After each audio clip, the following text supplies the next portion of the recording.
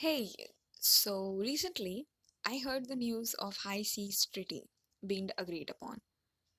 Though there's still a lot to do before its implementation. Happens with every law in India, doesn't it? Anyways, now we are talking about the world, and no one said that that's going to be easy, right? After all, it's a geopolitical issue where everybody first needs to agree on different set of rules and whatnot.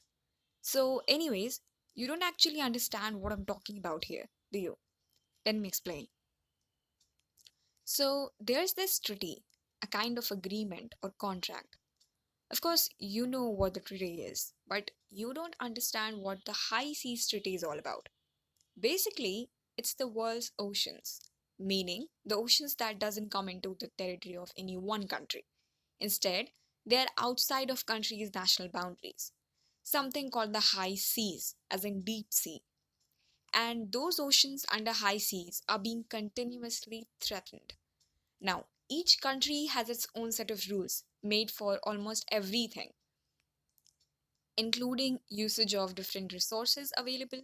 But what about these oceans?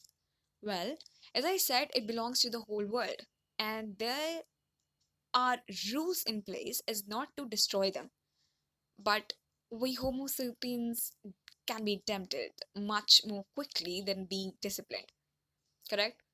Despite of organizations including United Nations Convention on the Laws of the Sea or UNCLOS that came into force in 1994, an International Seabed Authority or ISA set up for the purpose of not letting people take the undue advantage of those pristine oceans. 10% of species are on the verge of getting extinct. Shocking thing is 2 by third of the world's oceans fall into high seas category, and only 1% of these waters are said to be protected right now, leaving the rest to be exploited in one or the other way. Humans have overfished, mined for oil and minerals, made them the routes for shipping at a massive scale, and global warming has turned them much more acidic.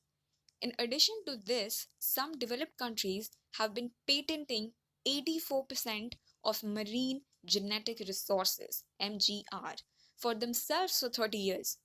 Now, it's understandable that the potential benefits acquired, can be acquired from these waters are alluring. They are tempting. After all, there is still a lot to discover.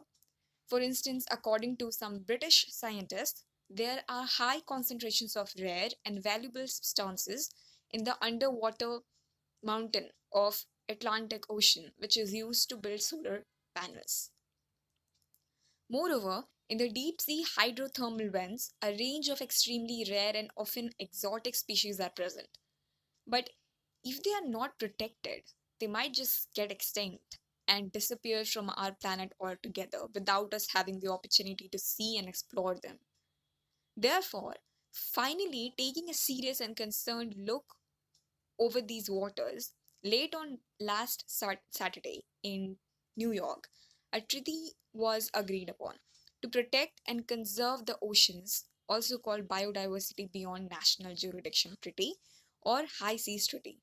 The aim of this treaty is said to consist of two primary objectives, where one would be to set up marine protected areas in international waters, just like countries do in their own jurisdiction, within their own national boundary, that is. Secondly, the benefits of the research, which is primarily done by developed countries in the area of MGR, that is marine genetic resources, will also be shared by poorer countries who does not have the right or high-tech equipment to carry out those researches. Also, this treaty will be great catalyst, will prove to be a great catalyst to really assist with cleaning 30% of our oceans by 2030, which was talked about and promised upon in UN Biodiversity Conference last year. However, this is just a beginning. It can come into force only when the 60 countries finally agree with the set of rules and regulations and sign the agreement, which is going to be a lengthy and may as well be a daunting task, depending on how countries react on getting the deal done.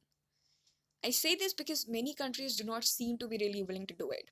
US, for example, was reluctant when the UN clause treaty was being signed, and it is hesitant with this new proposal as well.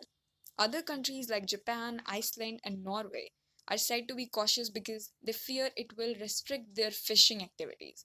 Russia is also said to be pulling its feet away. Campaign is, however, a positive that even though these countries are somehow not much into this deal right now, they eventually will. Well, anyways, if things work out in the favor, a strong global ocean treaty will ensure the protection of these waters and safety, thereby creating network of ocean sanctuaries. Their health also affect the lives of terrestrial organisms.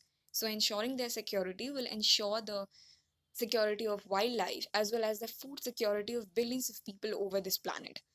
And more importantly, it will help in tackling the climate change issues.